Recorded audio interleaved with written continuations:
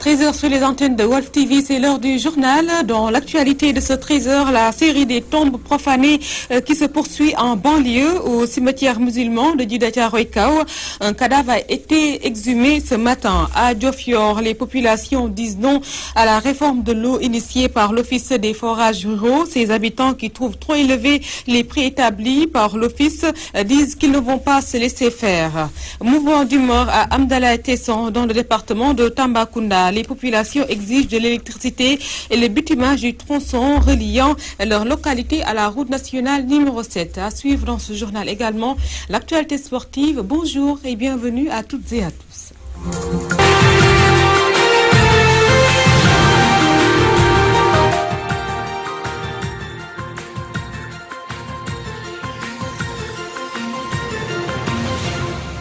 Pour ouvrir cette édition, encore une tombe profanée dans un cimetière de la banlieue. Cette fois-ci, c'est au niveau du cimetière musulman de Thiaroye-Kao où l'on a exhumé un cadavre. C'est dans la commune de Yeumbeul Sud. Nous y reviendrons avec plus d'amples informations avec notre correspondant sur place, Théodore Simédo. Les 3 syndicats du secteur de la santé regroupés dans une fédération ont déposé un préavis de grève. Le Syntras, le SUDETES, le CNSAS et qui réclament le règlement de 2 protocoles signés en 2010 et en 2014. Marche des populations de Amdalaï Tesson dans le département de Tambacounda. Elles ont battu le macadam en arborant des brassards rouges pour réclamer de l'électricité. À ces doléances s'ajoute le bitumage du tronçon reliant leur localité à la route nationale 7 qui est souvent source de 1000 mots, nous dit Alassane Diallo.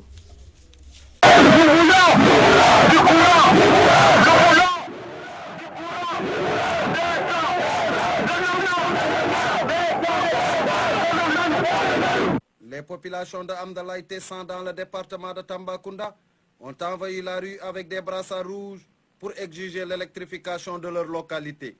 Les poteaux et autres fils électriques installés depuis 2010 dans le village commencent à se détériorer. Je m'appelle Sadja Diaby, résident notable de Amdalaï Tesson. L'objectif de notre marche, la manifestation est due du courant pendant 6 ans. Les panneaux sont implantés ici. Les câbles, rien jusqu'à présent, nous n'avons rien vu, nous n'avons rien entendu. C'est pourquoi on a pris l'initiative de faire notre marche ce matin.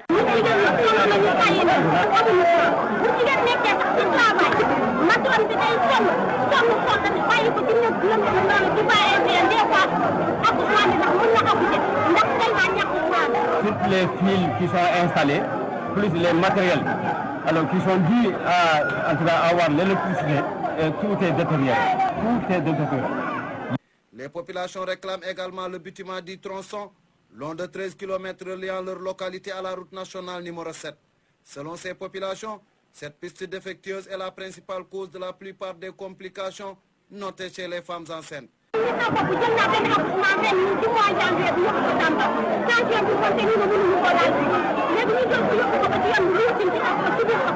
La piste, pendant l'hivernage, c'est impraticable. On a eu des exemples. Alors, il y a des femmes, en partant pour l'accouchement, quand on les transfère vers Tamba, on a rencontré énormément de difficultés. Il y a eu même, en tout cas, des morts. Les manifestants qui interpellent directement le président de la République et son gouvernement rappellent à Macky Sall sa promesse de campagne et menace. En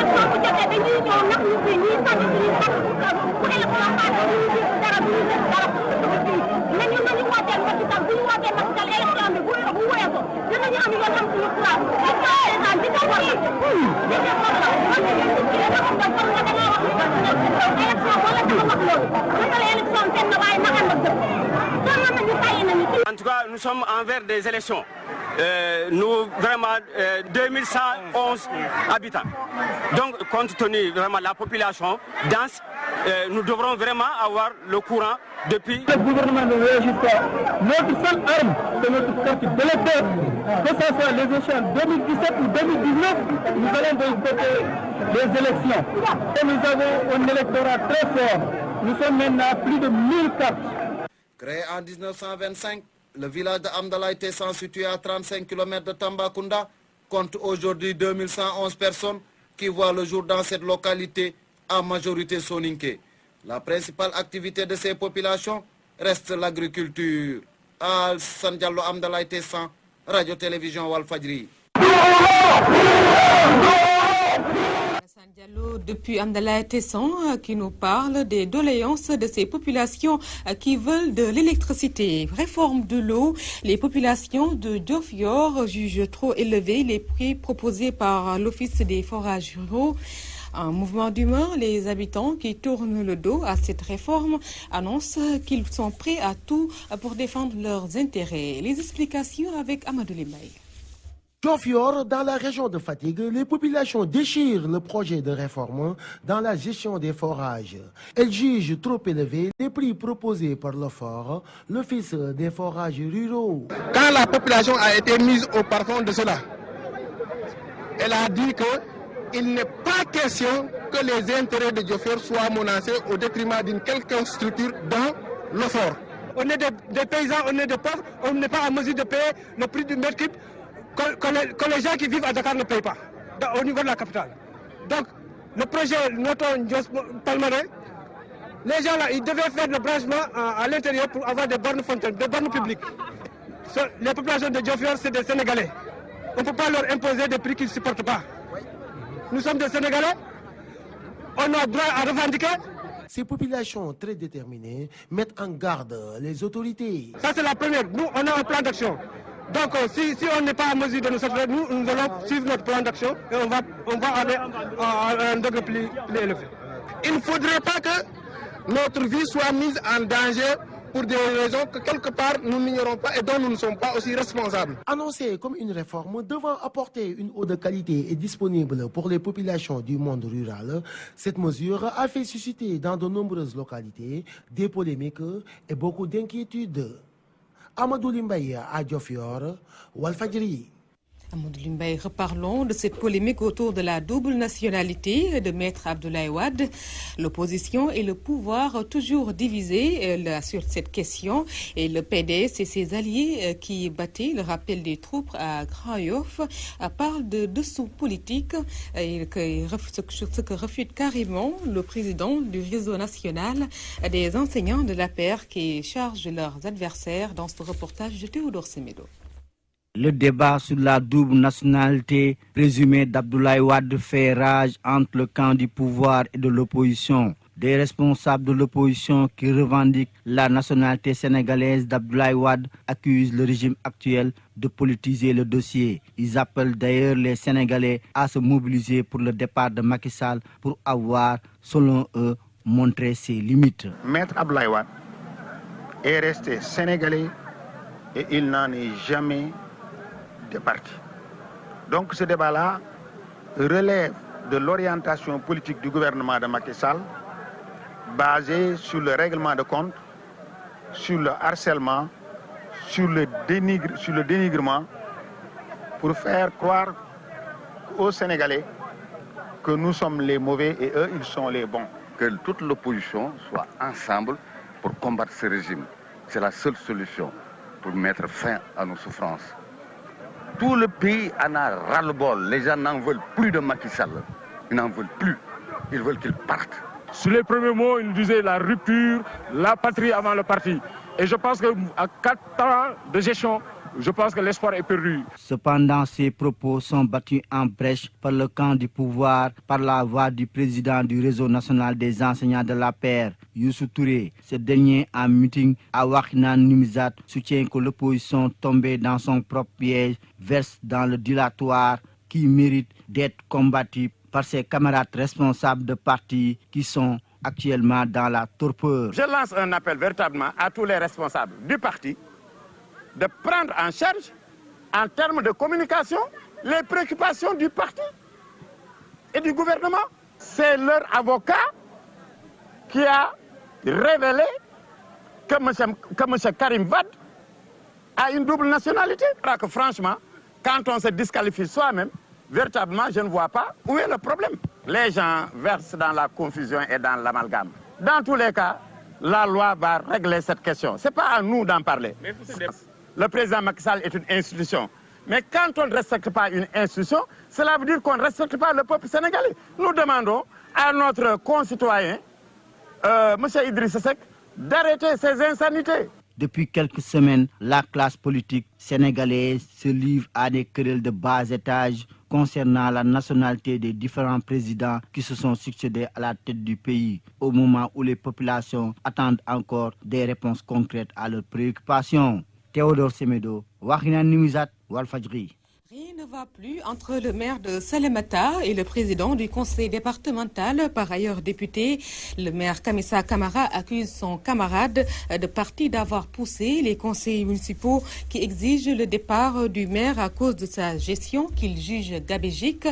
Le président balaye ainsi d'un revers de main toutes ces accusations et demande au maire d'être plus responsable. Les explications avec Souli Mohamadabou. Le torchon brûle entre le maire de la commune de Salémata et le président du conseil départemental. Et pour cause, Kamissa Kamara, c'est son nom, accuse le député Elhadji Mamadou Sall d'être à l'origine de la révolte des conseils municipaux frondeurs qui exigent son départ. Très surpris d'ailleurs de son attitude. Parce qu'un responsable politique aujourd'hui, le parti a un problème à Salémata. Est-ce qu'il n'y a pas un responsable politique? Vous venez aujourd'hui, il ne compose pas bien avec le maire de Tcholo. Ils ont son numéro, ils n'ont qu'à l'appeler. Ils ne composent pas bien avec le maire d'Oubache. Ils ne composent pas bien avec le maire de Dakate, ni le maire de Salémata. Mais qu'est-ce qu'il veut? Et depuis qu'il est élu conseil départemental aujourd'hui, il ne nous a jamais appelé en table de voir comment on peut aujourd'hui amener Salémata en avant. Et vraiment, il n'a qu'à arrêter ces ingérences-là. Il a un cahier de charge, il doit présenter un bilan. J'ai mon cahier de charge, je dois présenter mon bilan. Moi, aujourd'hui, si on me dit que je suis nébuleuse, ça me fera beaucoup rire. Quand il arrive à Salémata aujourd'hui, d'être en entrée, de regarder à gauche, je n'ai pas attendu le PIDC pour sortir des résultats. Faut retourner le président du conseil départemental qui demande à son camarade de parti d'être plus responsable. Moi, je suis le responsable de la mouvance présidentielle dans le département de Salémata. On n'a pas un siège de notre parti dans le département de Salémata. Lorsque les gens vont parler politique, ils vont se réunir chez moi. Les conseillers ont besoin de savoir ce qui se passe à l'intérieur. Parce qu'ils ont dit, ils ont hérité un budget de l'ex-maire. Ils ont voté un budget 2014. Même ces adjoints, vous les interrogez. Leurs adjoints ont assisté même à beaucoup de réunions de ces conseillers. Ils ont dit aujourd'hui, même si le maire quitte, ils ne regrettent rien. Parce que les adjoints et les autres conseillers ont le même niveau de compréhension de ce qui se passe à la mairie. Il n'y a pas de problème dans le département de Salémata politiquement. Il y a un problème entre les conseillers municipaux de la commune de Salémata et leur maire. Malgré la des maires de la région de Kédougou, cette affaire est encore loin de connaître son épilogue. En bref, la Fédération des syndicats de la santé, regroupée autour de 3 organisations syndicales, le Syntras, le Syntes-AS, le Sud-Est, ont mobilisé leurs militants en vue d'observer une grève pour contraindre l'État à respecter ses engagements. Nous y reviendrons au cours de nos prochaines sessions d'information. 4e congrès de la Confédération démocratique des syndicats libres du Sénégal. Après son plébiscite, Ibrahima Sarr, le secrétaire général, s'est attaqué aux difficultés qui gangrènent tous les secteurs dans ce pays. Le syndicaliste en chef s'est également désolé de la lenteur de l'État à réagir suite à la taxe de 400 000 francs CFA imposée par le gouvernement gambien aux camions gros porteurs pour leur traversée. Suivant ce compte rendu de Ramatoulaye Sarr.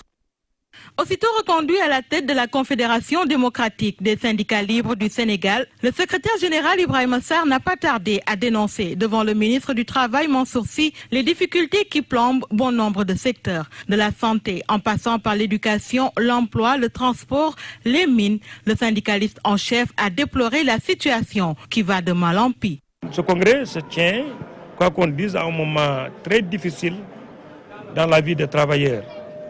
Le pouvoir d'achat se dégrade, il y a la précarité de l'emploi, l'emploi abusif de la main-d'œuvre journalière, la sous-traitance érigée en règle des employeurs. On est en train de remettre les acquis sociaux, beaucoup d'acquis sociaux des travailleurs.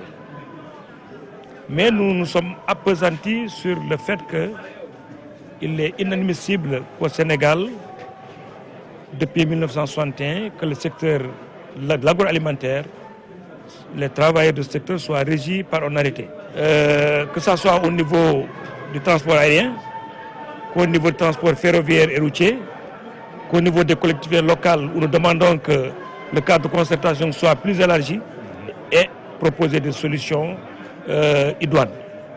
Nous avons aussi parlé, bien sûr, du secteur de l'éducation et de la formation, qui est toujours malade. Et finalement, ce sont nos enfants, le niveau des enfants, de nos enfants qui subit les conséquences. Un autre point non moins important et pour lequel le patron de la CDSL s'est désolé de la lenteur du gouvernement à réagir, c'est celui de la taxe de 400 000 francs CFA imposée par le gouvernement gambien aux camions gros porteurs pour leur traversée. Le gouvernement, depuis lors, ne réagit pas. Et ça, c'est incompréhensible. Parce que si c'est le Sénégal qui avait pris ces mesures draconiennes à l'encontre du gouvernement gambien, à la minute près, le gouvernement gambien réagit. Donc, cela y va de la souveraineté, cela y va de la dignité aussi, et les populations attendent pour comprendre. Devant toutes ces préoccupations, le ministre rétorque. Je vous ai écouté, je vous ai entendu, j'ai noté toutes les revendications que vous avez identifiées. Je pense que nous avons commencé dans le cadre des négociations sur les cahiers de doléances à réfléchir autour de ces questions pour trouver les solutions les meilleures. Pour la tenue des assises du 4e congrès de la CDSL, les membres provenant des régions de Thiès, Diourbel, Saint-Louis, Louga, Tamba, pour ne citer que celles-ci, ont rempli la salle de l'unité africaine du CICES, où se sont tenues les activités dans la bonne ambiance et autour du thème « L'unité des travailleurs pour un renouveau syndical vers de nouvelles conquêtes sociales ». Ramatoulaye Sarr, merci. Le Forum civil parle de nébuleuse autour du gaz. Birahim Seck révèle qu'il y a un lien étroit entre le promoteur du gaz et Aliou Sall, l'administrateur d'une banque de la place. Voici Birahim Seck. Ses propos sont recueillis par Mamadou Makhtar Sarr. Donc la question que le Forum civil demande, c'est à combien a coûté le transfert entre Petrotim Limited et Timis Corporation. Et là également, je pense qu'il faudrait qu'on éclaircisse un peu la question sur le gaz, parce qu'il y a un lien étroit, un lien étanche entre le gaz, les promoteurs du gaz, à savoir Timis Corporation, et la mise en place de cette banque de Dakar, dont M. Aliou Sall est administrateur, jusqu'aux dernières nouvelles. Je rappelle tout simplement qu'en mars 2014, 2 promoteurs de Timis Corporation ont été accueillis par le président de la République au palais de la République pour discuter d'une probable mise en place d'une banque panafricaine. Et cette banque panafricaine qui a donné naissance aujourd'hui à ce qu'on appelle la Banque de Dakar. Et c'est des promoteurs de Timis Corporation. Et je rappelle que Timis Corporation, ce sont cette entreprise que l'État du Sénégal avait a donné 90% par l'entremise de Petrotim Limited. Cette banque, en réalité, cette Petrotim Limited, le promoteur, à savoir un certain Alberto Cortina et un certain également Duarte, sont venus au Sénégal en mars 2014 rencontrer le président public. Et c'est suite à cette rencontre que la banque BDK a été créée. Et la banque BDK est détenue à 78% par BDK Group. Et BDK Group dépend de BDK Financial Group. Donc il y a un lien étroit entre le gaz et le pétrole qui a été découvert au Sénégal et la mise en place également de cette banque. Qu'est-ce qui est derrière la mise en place de cette banque-là? Est-ce que, je pose des questions, est-ce que c'est pour quand même tenter de blanchir de l'argent à travers des transferts qui seront éventuellement effectués par cette banque vers également d'autres banques? Je pense qu'il appartient également à ces promoteurs de répondre à ces questions. Mais nous maintenons notre déclaration en disant que 90% ont été transférés à Petrotim Limited et Petrotim Limited est représenté au Sénégal par Petrotim Sénégal et le gérant s'appelle M. Aliou Sall.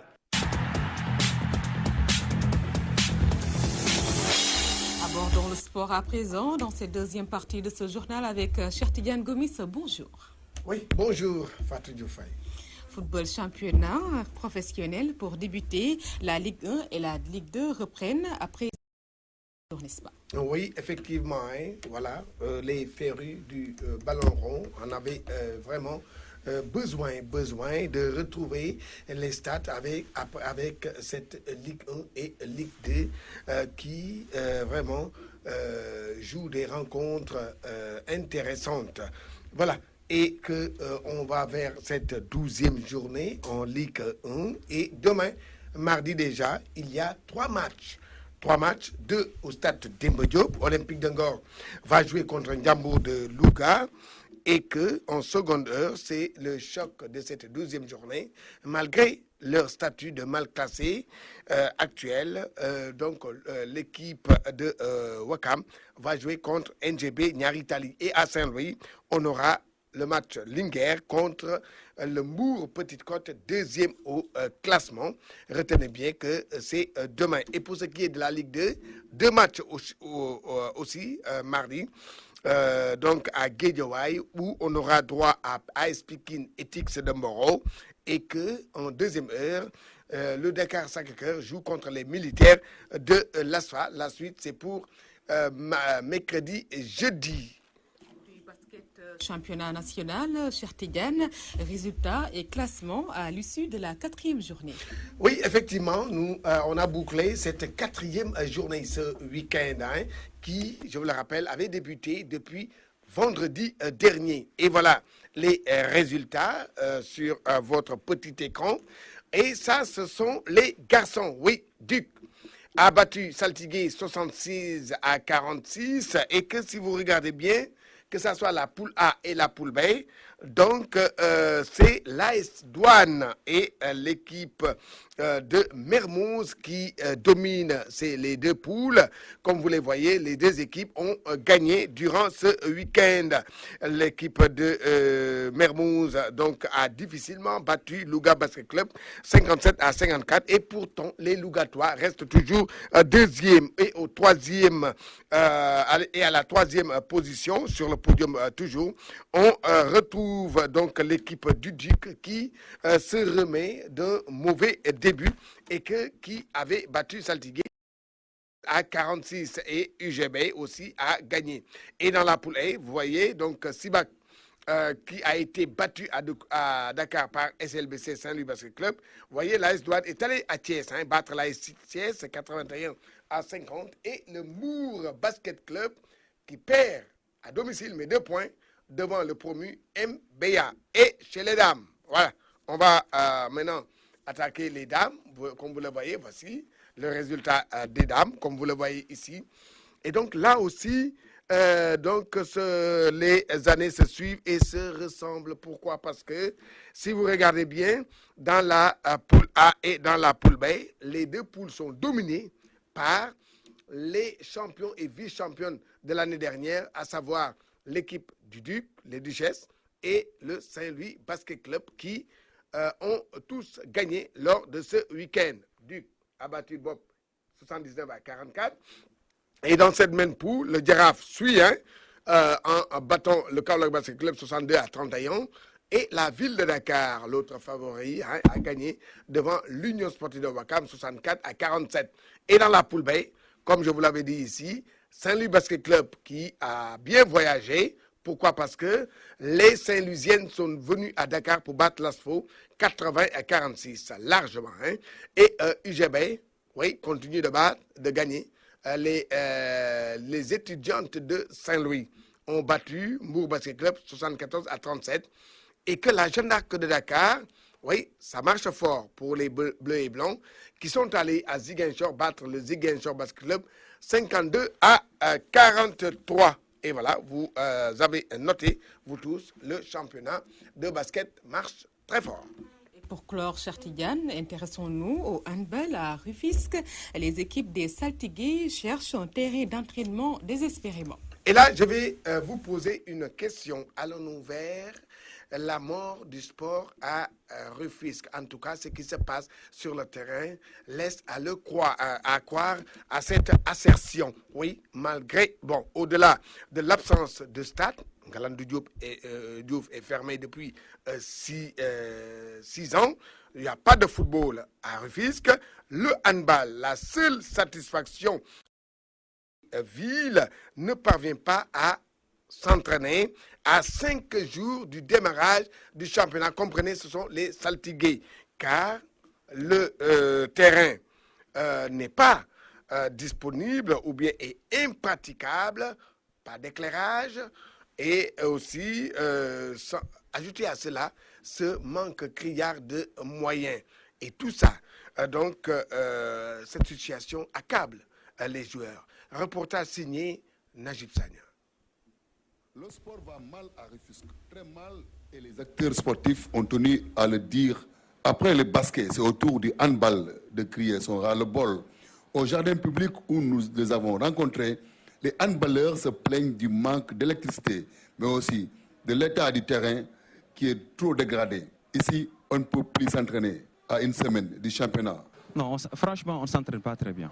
Parce qu'on a assez de problèmes. Il y a des problèmes d'éclairage qui nous posent énormément de problèmes parce que les filles s'entraînent de 16h à 19h.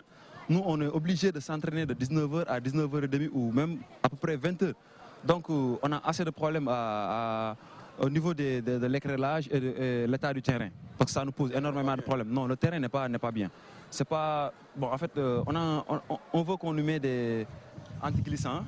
On nous met des antiglissants parce que l'handball se joue avec la main, certes, mais on utilise plus souvent les pieds. Parce qu'on fixe avec les pieds, donc si on se glisse, on risque de se blesser. C'est pas sûr. Le manque de moyens est également un grand problème pour l'unique équipe qui fait la fierté des Rufisquois. Avec autant de trophées, un seul bailleur Corafal, aucune autorité n'aide les sportifs. Effectivement, il y a que Tonton Cora qui s'investit et puis ça c'est difficile. Parce que Tonton Cora ne peut pas investir sur l'handball, le basket, la natation, le volleyball, c'est trop difficile, Les jeunes lancent un appel afin qu'ils continuent de gagner pour Rufisque. Les autorités qui sont ici à Rufisque, ils n'ont qu'à venir nous aider. Parce que ce n'est pas intéressant de rester chez eux, nous attendre à venir frapper à leur porte. Rufisque, Naïsania et Télévision Alfadi. Sagna, merci. Vous allez nous parler des Navétanes à Kaolack. Oui, effectivement, la troisième mi-temps de la demi-finale qui opposait l'ASC Rengui à celle de Djoko de Kaolack se joue maintenant sur le terrain judiciaire. Oui, l'ASC Rengui annonce une plainte contre les dirigeants du mouvement Navétane de Kaolack, ou bien à Kaolack. Ils les accusent de faux et usage de faux. Les responsables de la dite ASC étaient en point de presse et je vous propose de suivre le président Salioulo. Il est au micro de Amadou Limbaye. Les autorités du mouvement Navétane, bon, comme on leur soupçonnait d'être en connivence avec l'ASC Djoko, vraiment, ils ont tout fait pour ne pas amener ces licences, pour nous servir une réponse, soit disant que cette réponse venait de la Fédération sénégalaise de football. Tout est parti à partir de cette réponse. Nous, en tant que professionnels de l'administration, on s'est dit, une institution aussi sérieuse que la Fédération sénégalaise de football ne peut pas se permettre, vraiment par un courrier officiel, de répondre sur ce même courrier officiel en manuscrit, donc pour mettre des sigles PMFAL et un soi-disant cachet de la Fédération sénégalaise de football. Nous, on s'est dit que ça, il y a une très forte présomption de faux et usage de faux sur cette réponse-là. Nous, à notre niveau, comme on avait épuisé tous les recours au niveau du mouvement Navétane, maintenant on s'est dit on va aller au niveau des tribunaux pour les attaquer vraiment sur l'impartialité et les faux et usages de faux que nous soupçonnons donc sur ce document-là.